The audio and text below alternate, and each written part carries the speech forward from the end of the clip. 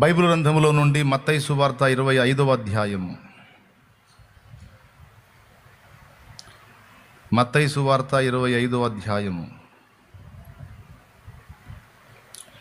31వ వచనం నుంచి చదువుకుందాం. చూడండి. తన మహిమతో మనుష్య కుమారుడును ఆయనతో కూడా సమస్త దూతలను వచ్చునప్పుడు ఆయన తన మహిమగల సింహాసనం మీద ఆసీనుడై ఉండును.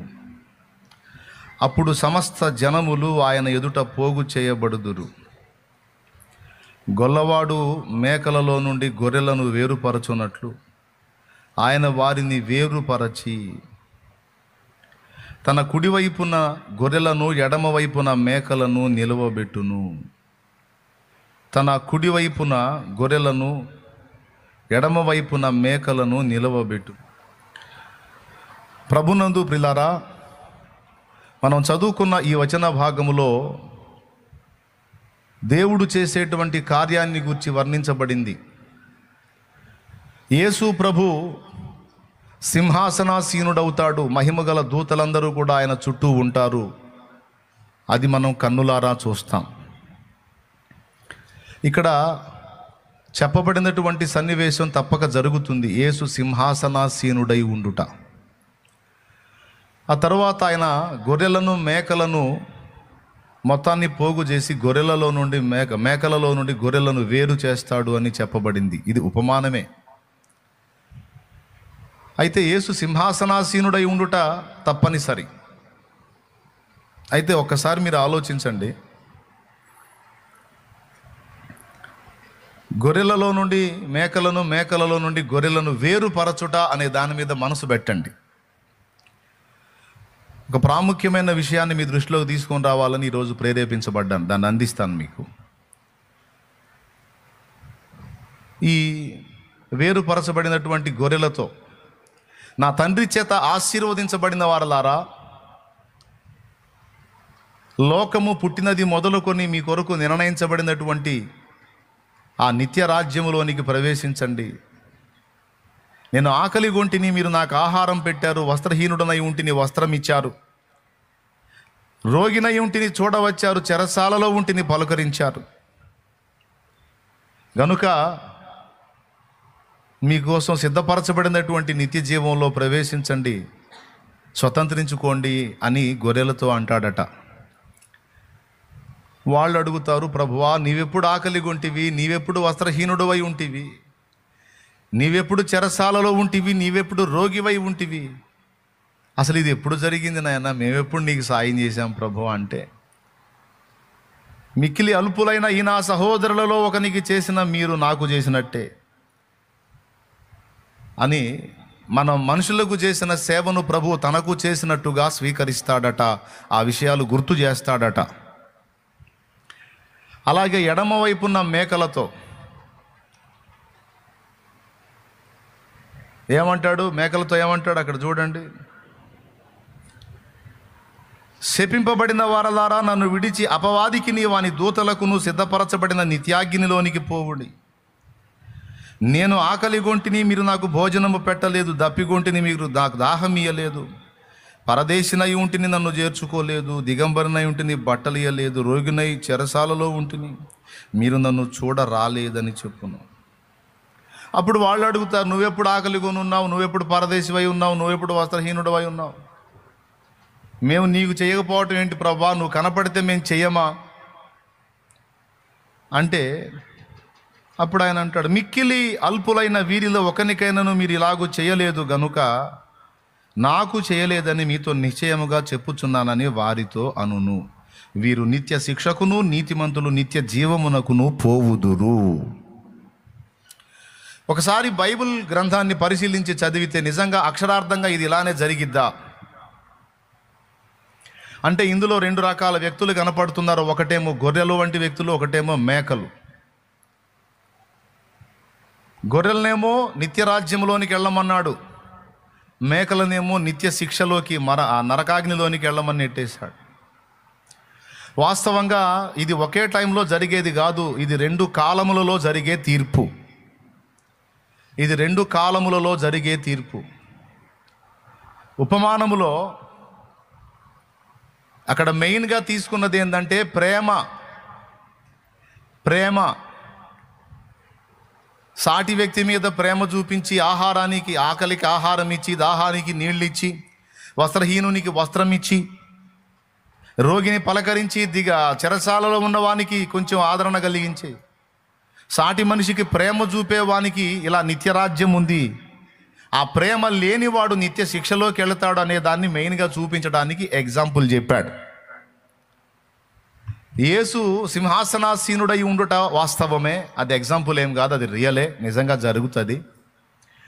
మహిమగల దూతలు ఆయన చుట్టూ ఉండేది కూడా నిజమే, అది కూడా రియల్గా జరుగుతుంది. ఇలా రెండు రకములైన వ్యక్తులను వేరుపరిచే ప్రక్రియ కూడా రియల్గా జరుగుతుంది. కానీ అది రెండు కాలములలో జరుగుతుంది. మొట్టమొదట భూమి మీద నుండి పునరుద్ధానము చెందేది సంఘము. యేసుక్రీస్తు సువార్త ప్రకటింపబడిన నాట నుండి నేటి వరకు, ఆయన రాకడ వరకు ఎంతమంది ఆయన యందు విశ్వాసముంచి నిద్రించారో, ఆయన యందు విశ్వాసముంచి ఆయన రాకడ వరకు నిలిచి ఉన్నారో, వీరందరూ కూడా మొదట ఎత్తబడతారు.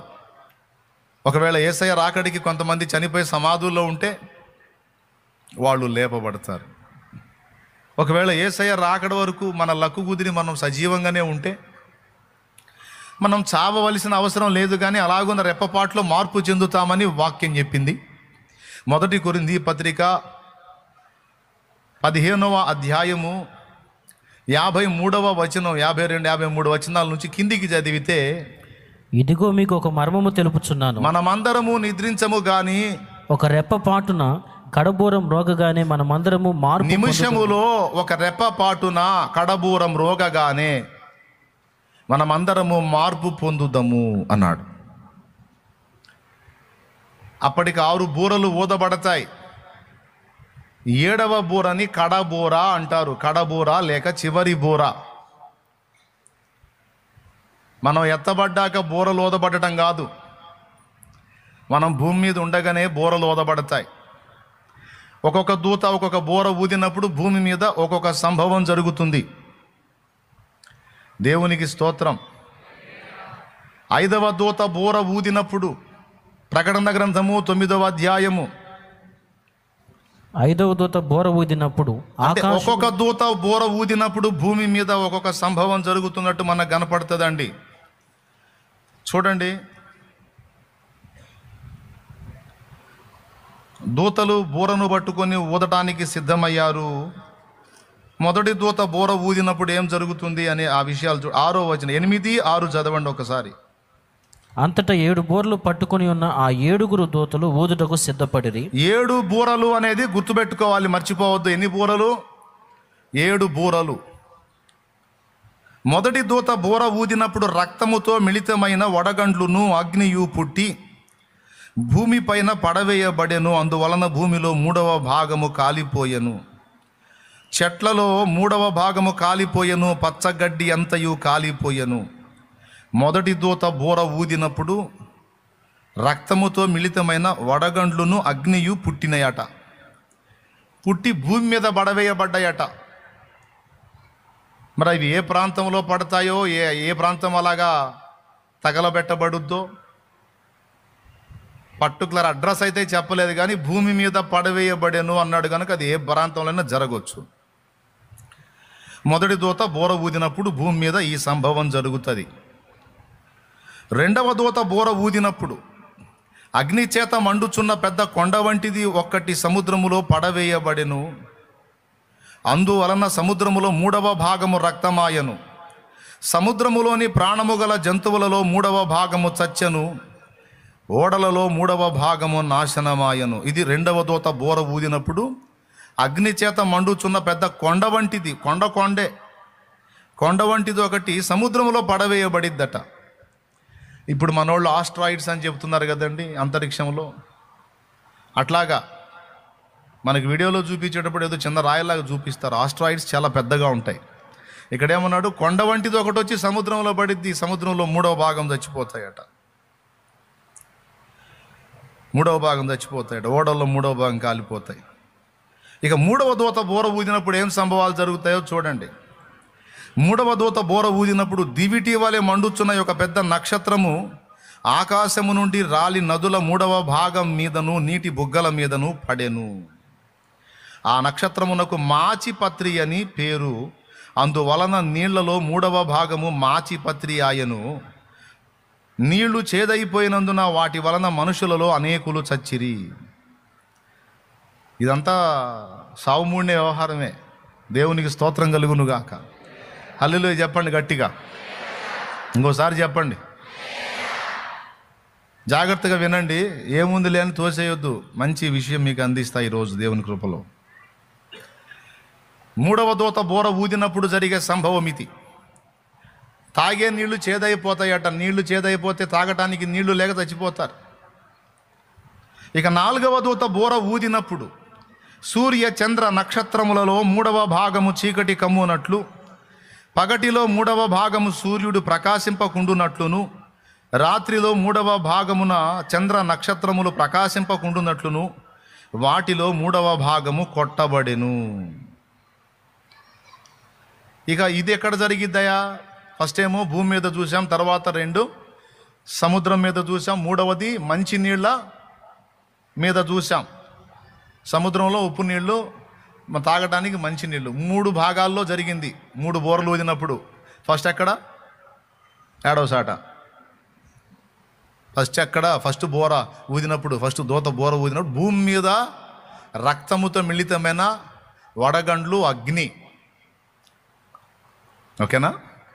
రెండవ దూత బోర ఊదినప్పుడు కొండ వంటిది సముద్రంలో పడింది. మూడవ దూత బోర ఊదినప్పుడు ఒక నక్షత్రము లాంటిది ఆకాశం నుండి వచ్చి మంచినీటి బుగ్గల మీద పడింది. దాని దెబ్బకి నీళ్లు మొత్తం విషమైపోయినాయి, తాగిన వాళ్ళు తెచ్చారు. ఇది 3 బోరలు ఊదినప్పుడు జరిగిన సంభవం.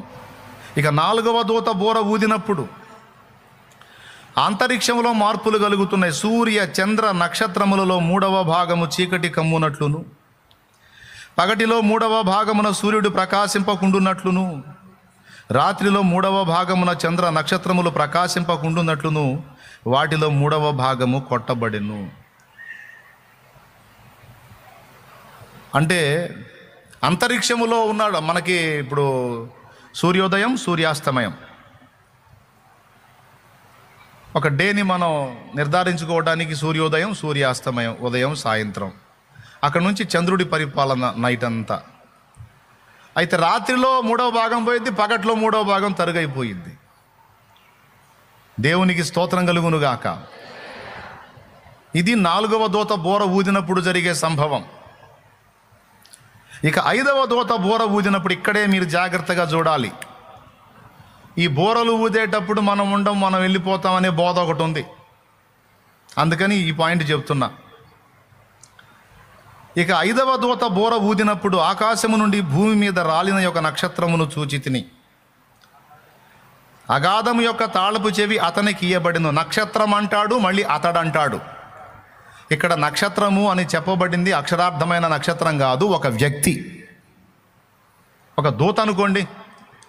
ఆ దూత పైనుంచి భూమి మీదికి రావటం ఎలా ఉందంటే ఆకాశంలోంచి ఒక నక్షత్రం దిగి వచ్చినట్టు ఉంది. అంత ప్రకాశమానంగా ఉంది. అగాధము యొక్క తాళపు చెవి అతనికి ఇయ్యబడెను. అతడు అగాధము తెరువగా పెద్ద కొలిమిలో నుండి లేచు పొగ వంటి పొగ ఆ అగాధములో నుండి లేచెను. ఆ అగాధములోని పొగ చేత సూర్యుని వాయుమండలమున చీకటి కమ్మెను. ఆ పొగలో నుండి మిడతలు భూమి మీదికి వచ్చెను. భూమిలో ఉండు తేళ్లకు బలమున్నట్లు వాటికి బలము ఇయ్యబడెను. మరియు నొసళ్ళయందు దేవుని ముద్ర లేని మనుషులకే తప్ప,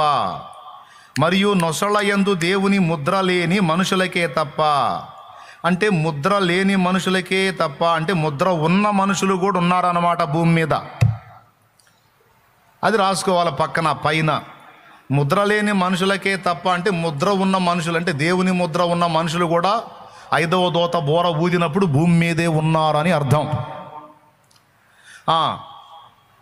ఈ తేళ్ల వంటి జీవులు భూగర్భంలో నుండి అగాధంలో నుండి పైకి వస్తాయట 5వ దూత అని బోర ఊదినప్పుడు. దడుచుకోవాకండి. బోర ఊదినప్పుడు ఏం జరిగిద్ది? అగాధము తెరవబడి తేళ్ల వంటి జీవులు బయటకు వస్తాయట. అవి ఎంత ఉంటాయా అంటే తేళ్ళంతా ఉంటాయి అనుకోవద్దు. యుద్ధమున వాటి అవతారం చెప్తున్నాడు చూడండి. నొసళ్ళ యందు దేవుని ముద్ర లేని మనుషులకే తప్ప భూమి మీదనున్న గడ్డికైనను ఏ మొక్కలకైనను మరి ఏ వృక్షమునకైనను హాని కలుగజేయకూడదని వాటికి ఆజ్ఞ ఇయ్యబడిను. మరియు వారిని చంపుటకు అధికారం ఇయ్యబడలేదు గాని 5 నెలల వరకు బాధించుటకు వాటికి అధికారం ఇయ్యబడెను. వాటి వలన కలుగు బాధ తేలు మనుషుని కుట్టినప్పుడుండు బాధ వలె ఉండును. ఆ దినములలో మనుషులు మరణమును వెదకుదురు గాని అది వారికి దొరకనే దొరకదు. చావవలెనని ఆశపడుదురు గాని మరణము వారి యొద్ద నుండి పారిపోవును. ఆ మిడతలు ఎలా ఉన్నాయో చెప్తున్నాడు. ఆ మిడతల రూపములు యుద్ధమునకు సిద్ధపరచబడిన గుర్రములను పోలి ఉన్నవి. బంగారము వలె మెరయు కిరీటముల వంటివి వాటి తలల మీద ఉండెను. వాటి ముఖములు మనుష్య ముఖముల వంటివి. స్త్రీల తల వెంట్రుకల వంటి వెంట్రుకలు వాటికి ఉండెను. వాటి పండ్లు సింహపు కోరల వలె ఉండెను. ఇనుప మరబుల వంటి మైమరబులు వాటికి ఉండెను. వాటి రెక్కల ధ్వని యుద్ధమునకు పరిగెత్తునట్టి విస్తారమైన గుర్రపు రథముల ధ్వని వలె ఉండెను. తేళ్ల తోకల వంటి తోకలను కొండ్లును వాటికి ఉండెను. 5 నెలల వరకు వాటి తోకల చేత మనుషులకు హాని చేయుటకు వాటికి అధికారం ఉండెను. పాతాళపు దూత వాటిపైన రాజుగా ఉన్నాడు. హెబ్రీ భాషలో వానికి అబద్దోనని పేరు. హీరికు దేశపు భాషలో వాని పేరు అపోల్లోయోను. మొదటి శ్రమ గతించనిదిగో మరి 2వ శ్రమలు ఇటు తర్వాత వచ్చును. మరి 2 శ్రమలు ఇటు తర్వాత వచ్చును. ఇప్పుడు మీరు వరుసగా చెప్తారన్నమాట. ఫస్ట్ దూత బోర ఊదినప్పుడు ఏం జరిగిద్ది? ఏదో ఒకటి జరిగిద్ది. ఏం జరిగిద్ది మర్యాదగా చెప్పండి.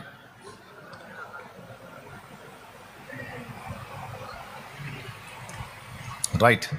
భూమి మీద రక్తముతో మిళితమైన వడగండ్లు, అగ్ని పుట్టి. 2వ దూత బోర ఊదినప్పుడు కొండ లాంటిది వచ్చి సముద్రంలో పడింది. 3వ దూత బోర ఊదినప్పుడు ఒక నక్షత్రం లాంటిది వచ్చి నీటి బుగ్గల మీద పడి నీళ్ళన్నీ మాచిపచ్చిదైపోతాయి, చేదైపోతాయి, విషంతో నిండిపోతాయి, తాగినోళ్ళు చచ్చిపోతారు. 4వ దూత బోర ఊదినప్పుడు సూర్య చంద్ర నక్షత్రాదులలో మార్పులు కలుగుతాయి. 3వ భాగము చీకటి గమ్మిద్ది. పగటిలో 3వ భాగం, రాత్రిలో 3వ భాగం కొట్టబడిద్ది. 5వ దూత బోర ఊదినప్పుడు భూగర్భములో నుండి, అగాధములో నుండి తేళ్ల వంటి జీవులు బయటకు వస్తాయి. న్యూస్లో అది హాట్ టాపిక్ అయిపోయింది. ఈ జీవులు ఎక్కడి నుంచి వచ్చాయో తెలియదు, భయంకరంగా మనుషుల్ని వేధిస్తున్నాయి అని అందరూ హడావుడైపోతారు. ఈరోజు భూకంపం కలిగితే, లేదా పెను తుఫాను కలిగితే, లేదా 300 కిలోమీటర్ల వేగంతో గాలి కొడితే, చరిత్రలో కని విని ఎరుగని రీతిలో వియత్నాములో ఘోరమైనటువంటి పెనుగాలి విధ్వంసం టాంటడాంటాంటాం. మనుషులు గాల్లో ఎగిరిపోవటం మీరు ఎప్పుడైనా చూసారా? అయితే ఇప్పుడు వియత్నాంలో అదే జరుగుతుంది. గంటకి 350 కిలోమీటర్ల వేగంతో గాళ్ళు వీస్తూ వాహనాలు, ఇళ్ళు, మనుషులు మొత్తం గాలికి ఎగిరిపోతున్న పరిస్థితులు మీరు చూస్తారా అని వీడియో వేస్తాడు వాడు. అట్లాగే 5వ దూత బోర ఊదినప్పుడు ఇలాంటి వింత మీరు ఎప్పుడైనా చూచారా? ఇలాంటి జీవుల్ని మీరు చూసారా అని ఆ జీవుల వీడియోలు, ఫోటోలు వేస్తూ ఉంటారు. అది అట్లుంటాయి అవి. అరే ఒరిజినల్ ఫోటో, అది దాని ఫోటో ఉంటుంది. సింహపు ముఖం వంటి, సింహపు కూరల వంటి కూర, అది దాని ఆకారం. స్త్రీ తల వెంట్రుకల వంటి వెంట్రుకలు, మనుష్య ముఖం వంటి ముఖము, సింహపు కూరల వంటి కూరలు, తేళ్లకున్నటువంటి కొండ్లు. టోటల్గా ఇప్పుడు నేను ప్రకటన 9వ అధ్యాయములో 5వ దూత బోర ఊదినప్పుడు నేను చెప్పిన సంభవంలో బయటికి భూగర్భంలోంచి వచ్చేటువంటి వాటి యొక్క ఆకారం ఒరిజినల్గా అలా ఉంటుంది. ఇప్పుడేమో ఫోటోలో చూస్తున్నాం, అప్పుడు రియల్గా చూస్తాం. ఒకవేళ మనం ఆ టైంకి బతికుంటే దేవునికి స్తోత్రం. అందరు కాకపోయినా కొందరైనా ఉంటారని నా నమ్మకం. ఏమో దేవుని కృప అయితే మనం కూడా ఉంటాం. కాకపోతే వృద్ధాప్యానికి వచ్చి ఉండొచ్చు మనం. అర్థమైందా? అలాంటి జీవులు భూగర్భంలోంచి బయటకు వస్తాయి. అయితే ఇవి బయటికి వచ్చి ఎవరిని కొడతాయని చెప్పాడు? నొసళ్ళ యందు దేవుని ముద్ర లేని మనుషులనే ఇవి బాధ పెట్టాలట. దేవుని ముద్ర కనపడ్డోడిని ఇవి బాధ పెట్టకూడదు. అంటే దేవుని ముద్ర లేనోడు ఎవరి ముద్ర వేయించుకొని ఉంటాడు? అంత్యాబద్ధ క్రీస్తు ముద్ర వేయించుకొని ఉంటాడు. ఆ ముద్ర ఎవడైతే వేయించుకున్నాడో వాడికి మూడిద్ది, వాడిని కొడతాయి ఇవి. వాళ్ళు పోయి అబద్ధ క్రీస్తుకి, అంత్యాబద్ధ క్రీస్తుకి మొరపెట్టుకుంటారు. నువ్వే దేవుడు అనుకున్నావు, ఇవన్నీ వచ్చి బాధ పెడుతున్నాయంటే వాడేదో చెబుతాడు సాకు. ఇది శత్రువుల కుట్ర, నేనున్నాను కదా మీకెందుకు వాటిని అంతమొందిస్తాను, చూడండి నా ప్రతాపం, అది ఇదని ఇటు చెబుతానే ఉంటాడు మాటలు. 5 నెలలు కనపడతాయి అవి. ఆఖరికి న్యూస్ని సిద్ధపరచుకునేవాడు ఇప్పుడు ఇదిగో చూడండి ఈ జీవి వచ్చింది, ఇక్కడ వచ్చింది చూపిస్తే వాడు కూడా వచ్చి గుట్టిపోయింది. ఇదిగో ఇప్పుడే ఇటుపోయిందని చెప్పి చూపిస్తుంటాడు, వెనకొచ్చి వాడిని గుట్టిపోయింది. వాడు కూడా ఎగురుకుంటాడు, కెమెరా ఆడ పడేసిపోతాడు. తేలు మనిషిని కుట్టినప్పుడు ఎంత బాధ ఉంటుంది ఎంతమంది తెలుసు? ఎప్పుడన్నా తేలు కుట్టిన వాళ్ళు ఎవరిని ఉంటే చేతులు ఎత్తండి, నాకు కుట్టిందని. భలే హాయిగా ఉంటుందా? భయంకరమైన నొప్పి అంట. దేవుడి దేవల నాకైతే కుట్టలేదు, కుట్టించుకోవాలని కూడా అనుకోవట్లేదు. దేవునికి స్తోత్రం, హల్లెలూయా. అట్లుంటుందంట, భలే నొప్పి అంట తేలు కుడితే. అలాగున ఇది వెళ్ళి కుట్టి వెళ్ళిపోయింది, సంపదో. వీడు చావాలని ఎంత ప్రయత్నం చేసినా చావు రాదట. ఆ దినములలో మనుషులు మరణమును వెదగుదురు కానీ అది వారి యొద్ద నుండి పారిపోవును. చావాలంటే చావు రాదు, బతకాలంటే బతకలేరు.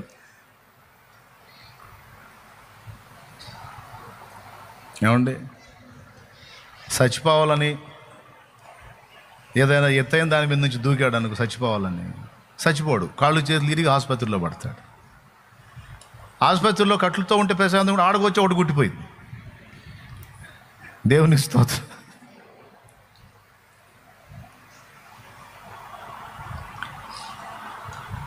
అట్లా ఇక దేవుని ముద్ర లేని మనుషులందరినీ బాధ పెట్టడానికి 5 నెలల వరకు వీటికి అధికారం ఇవ్వబడింది. 5 నెలల తర్వాత ఇవి ఎలాగైతే సడన్గా భూగర్భంలోంచి వచ్చి అలాగే అదృశ్యమైపోతాయి. అదృశ్యమైపోయినాక వీడు చెప్తాడు, చూసావా నా ప్రతాపం, వాటి మొత్తాన్ని ఏరి పారేశాను అంటాడు. ఒట్టిదే, దేవుడు వాటిని ముగించాడు. ఈ విధంగా 5వ దూత బోర ఊదినప్పుడు సంభవం జరుగుతుంది. జరిగినప్పుడు నొసళ్ళ యందు దేవుని ముద్ర గల మనుషులు భూమి మీదే ఉన్నారు. అంటే బోరలు ఊదే ఘట్టములో సంఘము భూమి మీదే ఉంటుంది.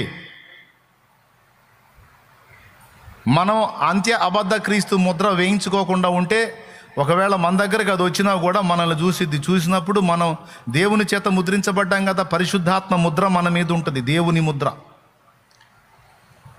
మీరు ఆత్మయందు ముద్రించబడి ఉన్నారని ఉంది, గుర్తుందా మీకు?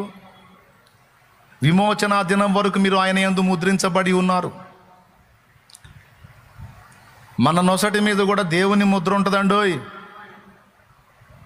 తెలుసా మీకు? అది మనకు కనపడదు, మనుషులకు కనపడదు, దురాత్మలకు కనపడిద్ది.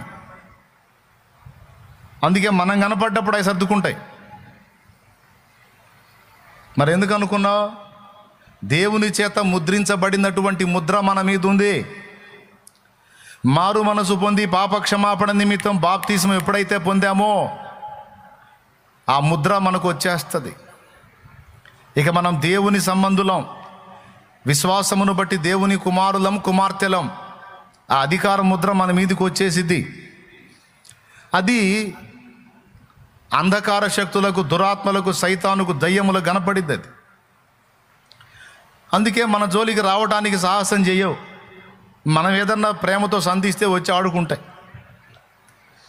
మన ప్రమేయం లేకుండా, మన పర్మిషన్ లేకుండా అవి మన దగ్గరకు వచ్చి ఆడుకోవడానికి లేదు. ఇది వాస్తవం. ఎంతమందికి అర్థమైంది? అందుకే బాప్తీసం పొందండి, మారు మనసు పొందండి, బాప్తీసం పొందండి అని బతిమాలేది.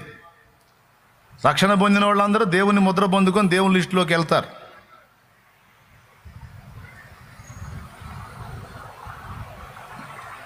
ఆ ముద్ర కలిగిన వ్యక్తులు, ఆ జీవులు వచ్చినప్పుడు భూమి మీదే ఉంటారట. ఓకేనా? ఇప్పుడు ఇంకొకటి చూద్దాం.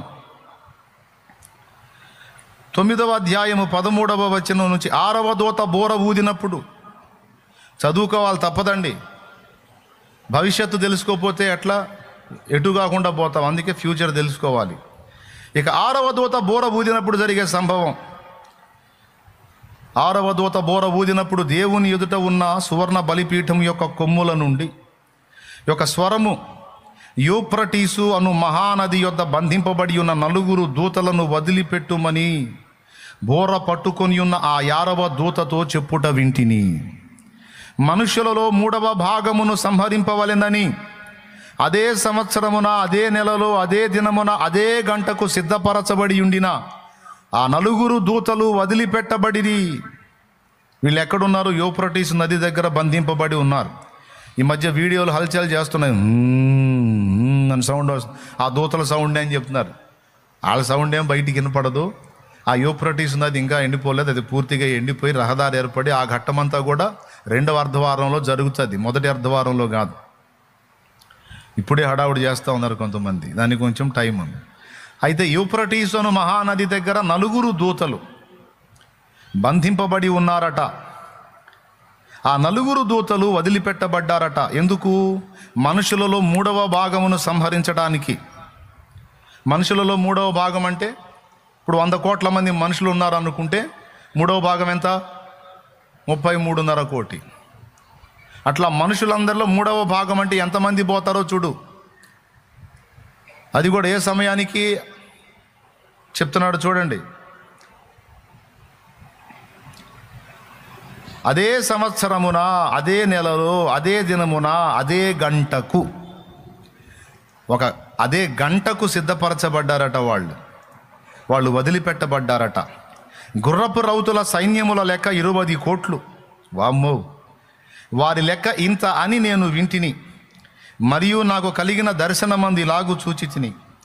ఆ గుర్రములకును వాటి మీద కూర్చుండి ఉన్న వారికిని నిప్పు వలె ఎరుపు వర్ణము, నీల వర్ణము, గంధక వర్ణముల మైమరవులుండెను. ఆ గుర్రముల తలలు సింహపు తలల వంటివి. వాటి నోళ్లలో నుండి అగ్ని, ధూమ గంధకములను బయలు వెళ్ళుచుండెను. ఈ 3 దెబ్బల చేత, అనగా వీటి నోళ్ల నుండి బయలు వెడలుచున్న అగ్ని, ధూమ గంధకముల చేత మనుషులలో 3వ భాగము చంపబడెను.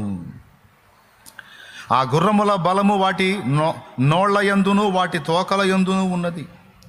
ఎందుకనగా వాటి తోకలు పాముల వలె ఉండి తలలు కలిగిన వైనందున వాటి చేత అవి హాని చేయును.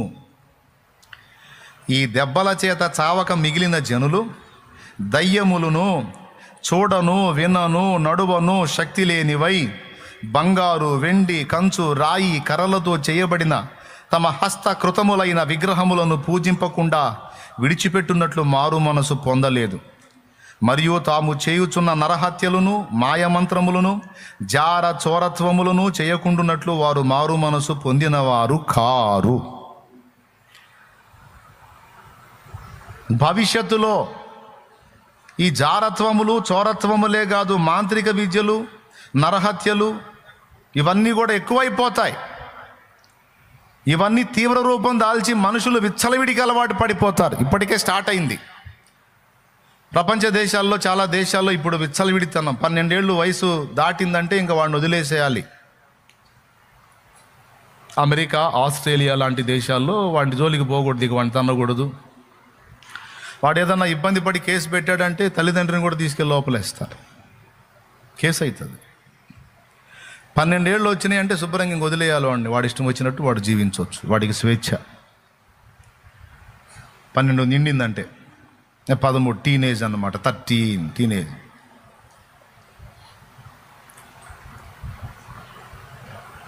అక్కడ నుంచి ఆ వయసు నుంచి వాళ్ళు ఇష్టం వచ్చినట్టు తయారైపోయి డ్రగ్స్కు బానిసలు అయిపోయి విచ్చలవిడి జీవితాలకు అలవాటు పడిపోయి సర్వనాశనం అయిపోతున్నాయి చాలా దేశాలు. అమెరికా లాంటి దేశంలో గన్ కల్చర్. వాడు ఎందుకు చంపుతాడో తెలియదు, వాడికి పిచ్చి లేచిందంటే బాగా బుర్ర నిండా డ్రగ్ తీసుకొని దొరికినట్టు గాల్చి పాడేస్తాడు. చివరికి వాడిని గాల్చేస్తారు, సస్తాడు. అట్లా ఎన్ని జరిగినాయో జరుగుతున్నాయో. విచ్చలవిడి జీవితాలు వచ్చేస్తాయి అందరికీ. నాగరికత పెరిగే కొద్దీ భక్తి క్షీణించిపోయి దేవుని అదుపాజ్ఞల్లో మనం ఉండాలి, దేవుని భయములో ఉండాలి. ఈ జారత్వాలు, చోరత్వాలు, నరహత్యలు, మాంత్రికత్వాలు వద్దు మనకి అని చెప్పేవాడిని కూడా విసిగించుకుంటారు, ఏసడించుకుంటారు.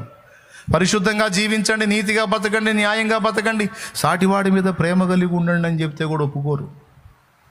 రాను రాను రాను రాను విచ్చలవిడి ఎక్కువైపోతుందండి. గుర్తుపెట్టుకోండి. నిద్ర వచ్చిన వాళ్ళు గట్టిగా స్తోత్రం చెప్పండి. మెలకుతున్న వాళ్ళు చెప్పండి గట్టిగా. 6వ దూత బోర ఊదినప్పుడు మనుషులలో 3వ భాగము చత్తురట. ఈ 4 దూతలు వదిలిపెట్టబడతారు. ఆ దూతల కింద ఉన్న సైన్యము 20 కోట్లు. ఎంతమంది వస్తారో చూడండి. ఇక లైన్లు హతం చేస్తారు. మనుషులలో 3వ భాగం అయిపోతారు. జరుగుతుంది ఇది. ఇప్పుడు ఎన్ని బోర్లు అయిపోయినాయి చెప్పండి? అయిందా? దేవునికి స్తోత్రం కలుగునుగాక. ఇప్పుడు 7వ బోర. దీన్ని ఏ బోర అంటాము? కడబోర అంటాం. ఎన్నో బోర? 7వ బోర అంటే చివరి బోర లేక కడబోర. ఈ కడబోర ఊదిన తర్వాత ఇంకా మళ్ళా బోరలు ఊదబడవు. 6 బోరలు అయిపోయినాయి. ఒక్కొక్క బోర ఊదినప్పుడు ఒక్కొక్క సంభవం జరిగింది. ఇక ఇప్పుడు ఊదబోయే బోర 7వ బోర. ఇప్పుడు దీని మీద ఈ బోర గురించి ఒక పెద్ద మ్యాటర్ చెప్పాడు. ఇప్పుడు మనం 6వ వచనం నుంచి చదువుకుంటే సరిపోవచ్చు, లేకపోతే చదువుతాం. భలే గంభీరంగా ఉంటుంది. నేనే చదువుతాను, ఏం ఇబ్బంది ఏం లేదు. బలిష్ఠుడైన వేరొక దూత పరలోకము నుండి దిగివచ్చుట చూచి తిని, ఆయన మేఘము ధరించుకొని ఉండెను. ఆయన శిరస్సు మీద మేఘధనస్సు ఉండెను. ఆయన ముఖము సూర్యబింబము వలెను, ఆయన పాదములు అగ్నిస్తంభముల వలెను ఉండెను. ఆయన చేతిలో విప్పబడి ఉన్న ఒక చిన్న పుస్తకం ఉండెను. ఆయన తన కుడి పాదము సముద్రం మీదను, ఎడమ పాదం భూమి మీదను మోపి సింహము గర్జించినట్లు గొప్ప శబ్దముతో ఆర్భటించెను. ఆయన ఆర్భటించినప్పుడు 7 ఉరుములు వాటి వాటి శబ్దములు పలికెను. ఆ 7 ఉరుములు పలికినప్పుడు నేను వ్రాయబోవుచుండగా, 7 ఉరుములు పలికిన సంగతులకు ముద్ర వేయుము, వాటిని వ్రాయవద్దని పరలోకము నుండి ఒక స్వరము పలుకుట వింటిని. మరియు సముద్రము మీదను భూమి మీదను నిలిచి ఉండగా నేను చూచిన ఆ దూత తన కుడి చెయ్యి ఆకాశము తట్టు ఎత్తి, ఆ దూత పరలోకమును అందులో ఉన్న వాటిని, భూమిని అందులో ఉన్న వాటిని, సముద్రమును అందులో ఉన్న వాటిని సృష్టించి యుగయుగములు జీవించుచున్న వాని తోడు ఒట్టు పెట్టుకొని ఇక ఆలస్యముండదు గాని 7వ దూత పలుకు దినములలో అతడు బోర ఊదబోవుచుండగా దేవుడు తన దాసులకు ప్రవక్తలకు తెలిపిన సువార్త ప్రకారము దేవుని మర్మము సమాప్తమగునని చెప్పాను. అంటే 7వ దూత బోర ఊదేంత వరకు కూడా సువార్త మర్మము రన్నింగ్లోనే ఉందన్నమాట, ప్రకటించబడతానే ఉంది. ఇక ఎప్పుడైతే 7వ దూత అని సౌండ్ ఇస్తాడో బ్రేక్ అయిపోయింది. ఇక సువార్త బ్రేక్ అయిపోయింది. అంటే అప్పుడు దాకా సువార్త మర్మము ప్రకటింపబడతానే ఉందంటే అప్పుడు సంఘం ఎక్కడున్నట్టండి? 7వ దూత బోర ఊతున్నప్పుడు సంఘం ఎక్కడున్నట్టు? భూమి మీదే ఉన్నట్ట. అంతకుముందు 6 బోరలు ఊదేటప్పుడు ఎక్కడున్నట్టు సంఘం? పెద్దగా చెప్పండి. 7వ దూత బోర ఊదేటప్పుడు కూడా సువార్త మర్మము సమాప్తమవు. యేసయ్య రాకడకు సూచనలేవి అని శిష్యులు మత్తయి సువార్త 24లో అడిగినప్పుడు యేసు ప్రభు ఏం చెప్పాడో ఒకసారి చూడండి. ఈ రాజ్య సువార్త అంతటా ప్రకటింపబడును, అటు తరువాత అంతము వచ్చునన్న మాట మీకు ఎంతమంది గుర్తుంది? జస్ట్ 24వ అధ్యాయము 14వ వచనం. అది మరియు ఈ రాజ్య సువార్త సకల జనములకు సాక్షార్థమై లోకమన్నతటను ప్రకటింపబడును, అటు తరువాత అంతము వచ్చును. దేవునికి స్తోత్రము కలుగును గాక. ఏమండి, ఎప్పటిదాకా ప్రకటింపబడిద్ది? యేసు ప్రభు రాకడ వరకు సువార్త. ఇప్పుడు 7వ దూత బోర ఊదినప్పుడు సువార్త మర్మము సంపూర్తి. ఇంతకీ సువార్త అంటే తెలుసు, సువార్త మర్మం ఏంటి? సువార్త మర్మం ఏంటో ఎఫెసీ పత్రిక 3వ అధ్యాయములో పౌలు చెప్తున్నాడు, 6వ వచనం చూడండి.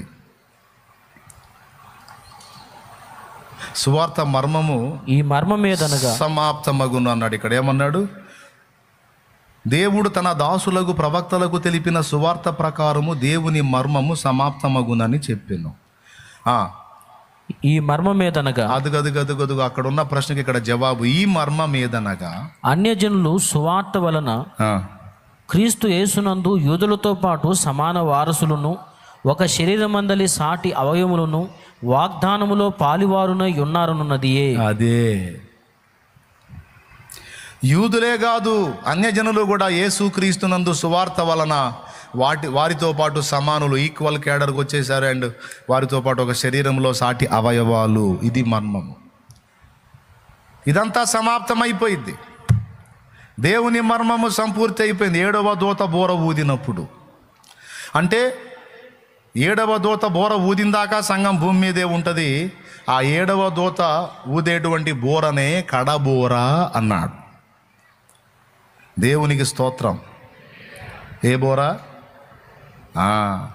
ఈ బోరనే పౌలు మాట్లాడుతున్నాడు ఇప్పుడు. అక్కడ 1 కొరింథీ పత్రిక 15వ అధ్యాయము 52వ వచనం నుంచి కిందికి చదువు. ఇదిగో మీకు ఒక మర్మము తెలుపుచున్నాను అన్నాడు. ఇక్కడ కూడా ఒక మర్మమే. మనమందరము నిద్రించము గాని, అదిగదిగో దేవుడు తన దాసులకు ప్రవక్తలకు తెలిపినటువంటి సువార్త ప్రకారమైన మర్మము. మీకు ఒక మర్మము తెలుపుతున్నాను. మనమందరము నిద్రించము గాని నిమిషములో ఒక రెప్ప పాటున కడబోరం రోగగానే మనమందరము మార్పు పొందుతాము. దేవునికి స్తోత్రం కలుగునుగాక. కడబోర అంటే ఎన్నో బోర అంటే 7 బోరలు ఊదేంత వరకు సంఘం భూమి మీదే. మనోళ్ళు అంటారు 4వ అధ్యాయంలోనే సంఘం ఎత్తబడింది సార్ అంటారు. అందుకే ఎన్నోసార్లు మొత్తుకొని చెప్పా, మళ్ళీ చెప్తున్నా. ప్రకటన గ్రంథమును వరుస క్రమంలో అర్థం చేసుకోవడానికి ప్రయత్నిస్తే తప్పకుండా తప్పులో కాలేస్తాం. ప్రకటన గ్రంథమును మిగిలిన పుస్తకాల్లాగా వరుసలో చదువుకొని వరుస క్రమంలో అర్థం చేసుకోవడానికి ప్రయత్నిస్తే మనం తప్పకుండా తప్పులో కాలేస్తాం. ప్రకటన గ్రంథము నర్మగర్భితము. దానిని పరిశుద్ధాత్మ అనుగ్రహించే ప్రత్యక్షతను బట్టి ప్రకటన గ్రంథమంతటిలోనూ ఒక అంశాన్ని గూర్చి చెప్పబడిన వచనాలన్నిటినీ ప్రోగు చేసుకొని కుప్ప వేసుకొని వాటన్నిటిని ఒకదాని పక్కన ఒకటి సమకూర్చుకొని విషయాన్ని కాస్త అర్థం చేసుకోవాలి తప్ప మన మామూలు చరిత్ర పుస్తకాలు చదివినట్టు వరుస క్రమంలో చదువుకొని అర్థం చేసుకోవడానికి ప్రయత్నించినందుననే సంఘము శ్రమలకు ముందే వెళ్ళిపోతుంది అనే బోధ పుట్టింది. యోహానుని ఇక్కడికి ఎక్కి రమ్ము అని పిలిచిన పిలిపే సంఘము ఎత్తబడుట అని బోధించే వాళ్ళు ఇంతమంది ఉన్నారు. ప్రకటన గ్రంథం 4వ అధ్యాయములో ఇక్కడికి ఎక్కిరమ్ము అని పిలిపే సంఘం. యోహానుని ఎక్కిరమ్మని పిలిస్తే అదే సంఘమునకు పిలుపని కొంతమంది భ్రమించి 4వ అధ్యాయములోనే సంఘము ఎత్తబడిపోయింది. ఇక మిగిలిన అధ్యాయాలన్నిటా కూడా సంఘ ప్రస్తావన లేదు గనుక ఇక 4వ అధ్యాయం వరకే సంఘములకు లేఖలు అని సంఘాలను కూర్చిన ప్రస్తావన ఉంది. ఇక 4వ అధ్యాయంలో యోహానుకు పిలుపు వచ్చింది, అదే సంఘమునకు పిలుపు. ఆ తర్వాత సంఘము అనే మాట ఉండదు గనుక సంఘం ఎత్తబడిపోయిందని బోధిస్తున్న బోధ ప్రకటన గ్రంథాన్ని వరుసలో అర్థం చేసుకోవటం వలన పుట్టిన బోధ. మరి అట్లయితే ఇది అయిపోయిన తర్వాత కదా మరి బోర ఊదటం మొదలుపెట్టింది. 4వ అధ్యాయం అయిపోయినాక బోరలు ఊదారు. మరి బోరలు ఊదినప్పుడు నొసళ్ళ యందు దేవుని ముద్ర గల మనుషులు, ఆ జీవులు వచ్చినప్పుడు భూమి మీదే ఉన్నారు. ఇక్కడ 7వ దూత బోర ఊదినప్పుడు సువార్త మర్మం సంపూర్తి అయింది. అక్కడ పౌలు ఏం చెప్తున్నాడు? అప్పుడు మనమందరము మార్పు చెంది నిమిషములో ఒక రెప్పపాటున మార్పు నొంది ప్రభువునొద్దకు కొనిపోబడదుమని పౌలు చెప్తున్నాడు. ఎప్పుడు మనం ఎత్తబడతామండి? యేసయ్య 2వ రాకడలు. 2వ రాకడ ఎప్పుడు వచ్చిందండి? సువార్త మర్మం సంపూర్తి అయినప్పుడు అండి. సువార్త మర్మం ఎప్పుడు సంపూర్తి అయిద్దండి? కడబోరం రోగినప్పుడు అండి. కడబోర అంటే ఎన్నో బోరండి అదండి. ఇప్పుడు చెప్పండి, సంఘం భూమి మీద ఉంటుందా లేకపోతే వెళ్ళిపోయిద్దా? దేవునికి స్తోత్రం కలుగునుగాక. కాబట్టి మళ్ళీ చెప్తున్నాను, ఇంకోసారి కూడా చెప్తున్నా, ప్రకటన గ్రంథాన్ని వరుస క్రమంలో అర్థం చేసుకోవటానికి ప్రయత్నిస్తే అర్థం కాదు, ఒక తప్పు బోధే పుట్టిద్ది. ఒక అంశానికి సంబంధించి వచనాలన్నీ ఎక్కడెక్కడ వచనాలు ఉన్నాయి అవన్నీ ఏం చెప్తున్నాయి. ఇప్పుడు ఎన్ని లింక్ చేసుకున్నాం? యేసయ్య మత్తయి సువార్త 24వ అధ్యాయంలో ఈ రాజ్య సువార్త అంతటా ప్రకటింపబడును, అటు తరువాత అన్నాడు. రాజ్య సువార్త ప్రకటింపబడు. ఇక్కడ ఏం 7వ దూత బోరబూదినప్పుడు సువార్త ప్రకారమైన దేవుని మర్మము సమాప్తము. కడబోర ఊదినప్పుడు, మ్రోగినప్పుడు మనమందరము నిమిషంలో ఒక రెప్పపాటులో మార్పు చెంది ఎత్తబడు. కాబట్టి ఎవరిన్ని చెప్పుకున్నా కడబోర అంటే 7వ బోర మ్రోగినంత వరకు సంఘము భూమి మీద ఉంటుంది అని మరొక్కసారి ఈ అంశాన్ని చూపించి మనం నమ్ముతున్న సిద్ధాంతాన్ని స్థిరపరుస్తున్నాం దేవుని ఆత్మ ద్వారా. గట్టిగా స్తోత్రం చెప్పండి ఒకసారి. ఇప్పుడు ఇక ప్రకటన గ్రంథాన్ని పక్కన పెడదాం, మనం అంశానికి వద్దాం. సందర్భం వచ్చింది కాబట్టి చెప్పాలే. యేసు ప్రభు గొర్రెలను మేకలను వేరుపరిచే ఘట్టాన్ని గురించి మాట్లాడాడని మొదలుపెట్టి ముందు గొర్రెలు ఎత్తబడే ఘట్టం ఎప్పుడు, మేకలు ఎత్తబడే ఘట్టం ఎప్పుడు అనేది ఒకటి స్పష్టత తెలుసుకుందాం. పునరుద్ధానాలు 2. 1 క్రీస్తు రక్తమును అంగీకరించి ఆయన యందలి విశ్వాసం ఉంచి ఆయన రక్తములో కడగబడిన పరిశుద్ధుల సార్వత్రిక పునరుద్ధానం. అది మొదటిది. అది ఎప్పుడు జరిగిద్దంటే యేసయ్య 2వ రాకడలో జరిగిద్ది. ఆదాము మొదలుకొని యేసయ్య 2వ రాకడ వరకు ఆయన యందు విశ్వాసం ఉంచి ఆయనకు విధేయులైన వారందరూ కూడా పునరుద్ధానులై తిరిగి లెగుస్తారు. ఒకవేళ యేసయ్య వచ్చే వరకు ఎవరన్నా సజీవులై ఉంటే వారేమో మార్పు చెందుతారు, మొత్తము కలిసి ఆయన దగ్గరికి ఎత్తబడతారు. ఆకాశ మండలమునకు ఆయన వస్తాడు, మనం అక్కడికి కొనిపోబడతాం. పరలోకము నుండి ప్రభు ఆకాశ మండలానికి వస్తాడు, భూలోకము నుండి మనమేమో ఆకాశ మండలమునకు ఎత్తబడతాం. ఇది తెసలోనికైలకు రాసిన మొదటి పత్రిక 4వ అధ్యాయము 13వ వచనం సాక్ష్యం ఇస్తుంది. నిద్రపోయే వాళ్ళు స్తోత్రం చెప్పండి. శభాష్, ఎవరు నిద్రపోవట్ల? రైట్, చదవండి. సహోదరులారా, నిరీక్షణ లేని ఇతరుల వలె మీరు దుఃఖపడుకున్న నిమిత్తము నిద్రించుచున్న వారిని గూర్చి మీకు తెలియకుండా మాకు ఇష్టము లేదు. యేసు మృతి పొంది తిరిగి లేచినని మనము నమ్మిన అది నమ్మాలి. అది సువార్త. యేసు లేఖనముల ప్రకారము మన పాపముల కొరకు ప్రాణం పెట్టెను, సమాధి చేయబడిను, లేఖనముల ప్రకారము 3వ నాడు తిరిగి లేచెను. యేసు మరణించి తిరిగి లేచెనని మనము నమ్మిన ఎడల అదే ప్రకారము యేసు సిలువలో చచ్చిపోయాడు అన్నది కాదు సువార్త. చనిపోయి సమాధి చేయబడి 3వ నాడు తిరిగి, అది యేసు మృతి పొంది తిరిగి లేచెనని మనం లేచెను అనేది కీలకం. మృతి పొంది ఊరుకోలా, లేచాడు. యేసు మృతి పొంది తిరిగి లేచెనని మనం నమ్మిన ఎడల అదే ప్రకారము యేసునందు నిద్రించిన వారిని దేవుడు ఆయనతో కూడా వెంటబెట్టుకుని వచ్చును. దేవునికి స్తోత్రం. చదువు. మేము ప్రభువు మాటను బట్టి మీతో చెప్పునదేమనగా, ప్రభువు రాకడ వరకు సజీవులమై నిలుచుండు మనము నిద్రించిన వారి కంటే ముందుగా ఆయన సన్నిధి చేరము. ఆర్భాటముతోను, అదిగో ప్రధాన దూత శబ్దముతోను, దేవుని బోరతోను పరలోకము నుండి ప్రభువు దిగివచ్చు. ఆర్భాటముతోను.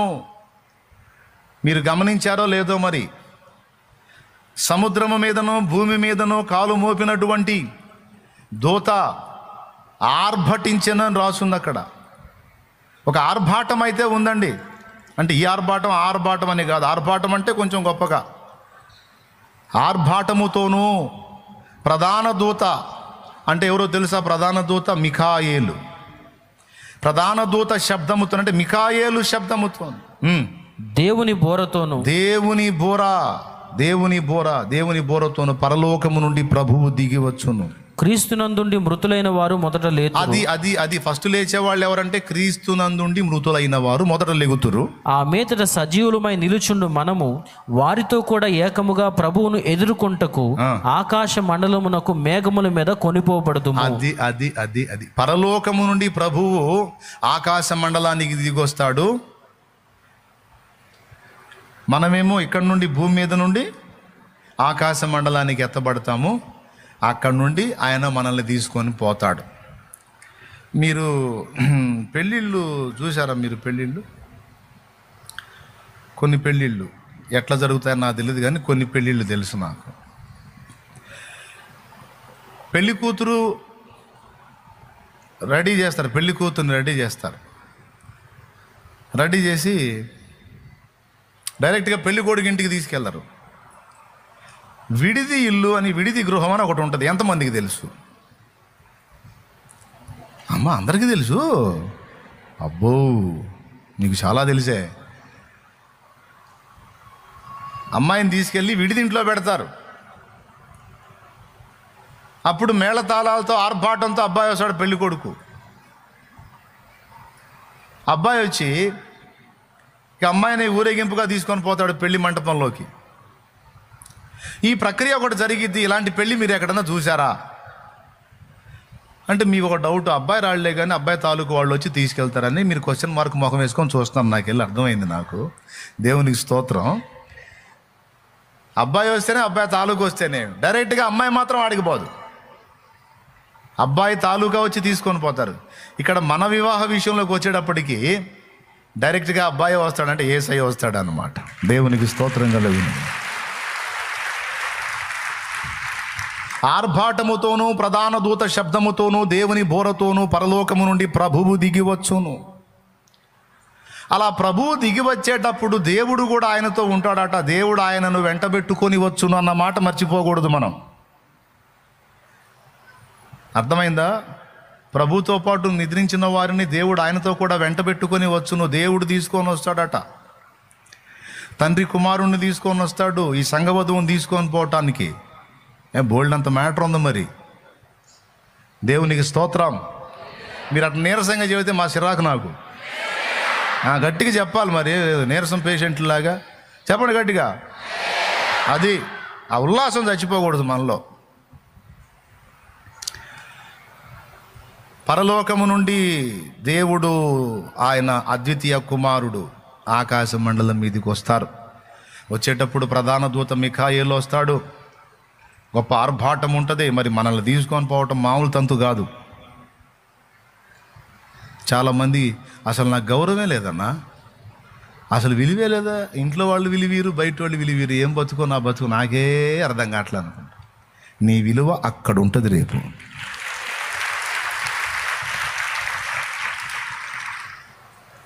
దేవుడు వస్తాడు, ప్రభు వస్తాడు, తండ్రి కుమారులు ఇద్దరు కనపడతారు అక్కడ. సంఘానికి దేవుడు ఆయనతో కూడా వెంటబెట్టుకొని వచ్చును అన్న మాటకు అర్థం ఏంటి మరి? కుమారుని తీసుకొని వస్తాడో ఇక్కడ నుండి సంఘం ఎత్తబడిద్ది. సంఘం ఎత్తబడేటప్పుడు ఫస్ట్ ఎవరు లెగుస్తారో? భూమి మీద ఉన్న మనమా లేకపోతే మృతులైన వారా? పెద్దగా చెప్పాలి. వరుస తేడా రాకూడదు. ప్రతి వారు తమ తమ వరుసలోనే బ్రతికింపబడుదురు అని ఉంది. అర్థమైందా? మనకంటే ముందు పోయిన వాళ్ళందరూ టప్ టప్ టప్ టప్ టప్ లెగుస్తారు. ఒకవేళ మనం సజీవులంగా ఉండి మన లక్కు కుదిరి ఇంకా సావలేదనుకో, ఆ ముసలోళ్ళం అయ్యో ఏదో తలనరిసిపోయి అటు కూర్చున్నాం అనుకో, మన లక్కుండి బతికే ఉన్నానుకో, అలాగే వెళ్ళిపోవచ్చు. ఒకవేళ అప్పటికి చచ్చిపోయి ఒక 5 ఏళ్ళు 10 ఏళ్ళు 15 ఏళ్ళు అయిందనుకో, ఏం భయం లేదు, లెగుస్తాం. ఒక 3-4 ఏళ్ళు అయిందనుకో, పూర్తిగా బాడీ కంప్లీట్గా మట్టిగా కలవకముందు మళ్ళీ లేసే ఛాన్స్ ఉంది. ఎట్లయినా కానివ్వండి, ఇంకెంత, ఇంకా కొద్ది కాలమే, అంత కలిపి ఒక 30-40 ఏళ్ళు, 40.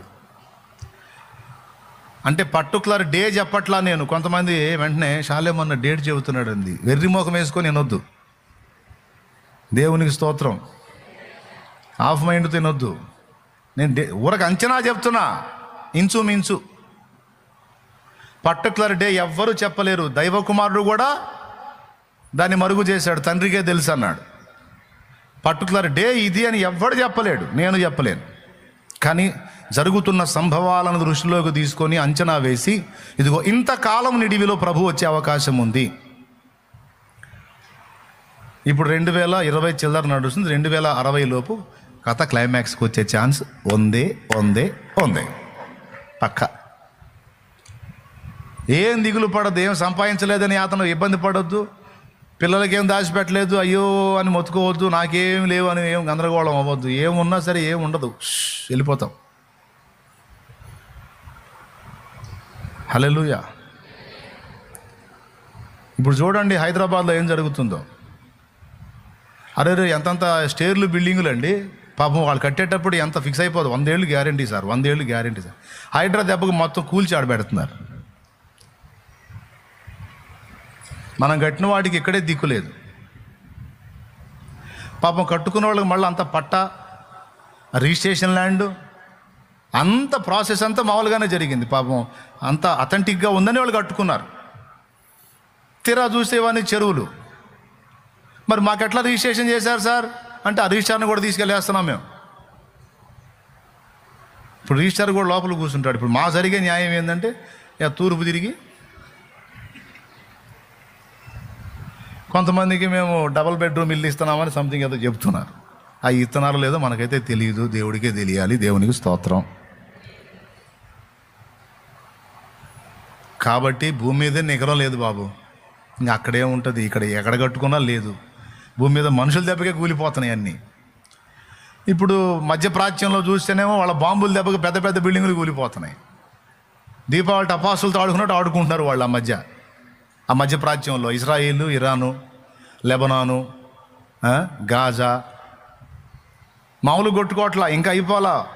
వీళ్ళ మీద వాళ్ళు ఒకటేస్తే వాళ్ళు 4 వేస్తే, వీళ్ళు 4 వేస్తే, వాళ్ళు 8 వేస్తే, వాళ్ళు 8 వేస్తే, వీళ్ళు 16 వేస్తే, ఇక నువ్వెంత అంటే నువ్వెంత అన్నట్టు మా బాగా రగులుతుంది.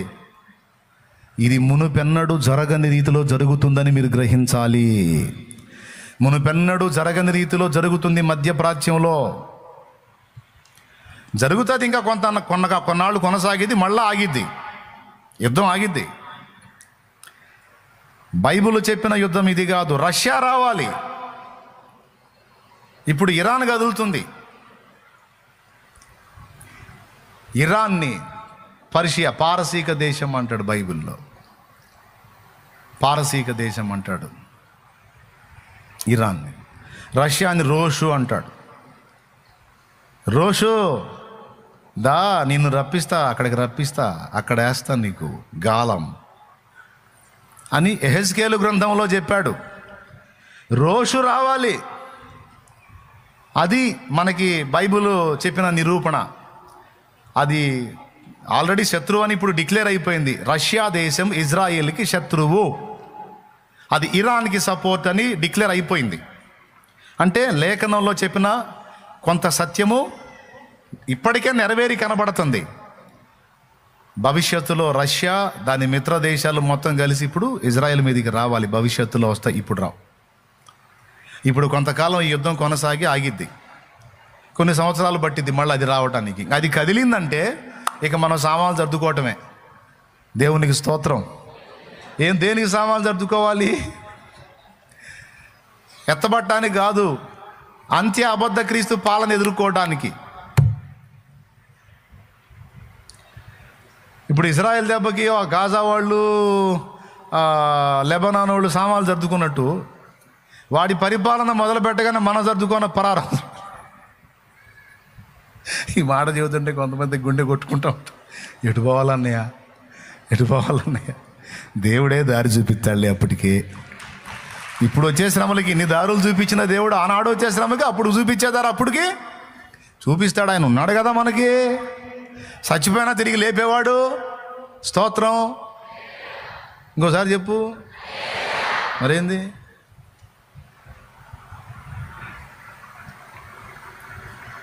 కానీ ఒక్కటి మాత్రం నిజం,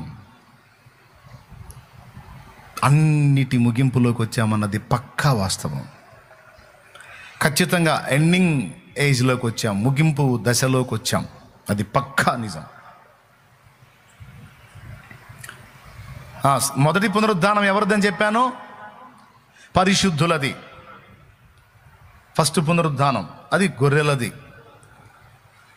తరువాత మొదటి పునరుద్ధానం అయిపోయిన తరువాత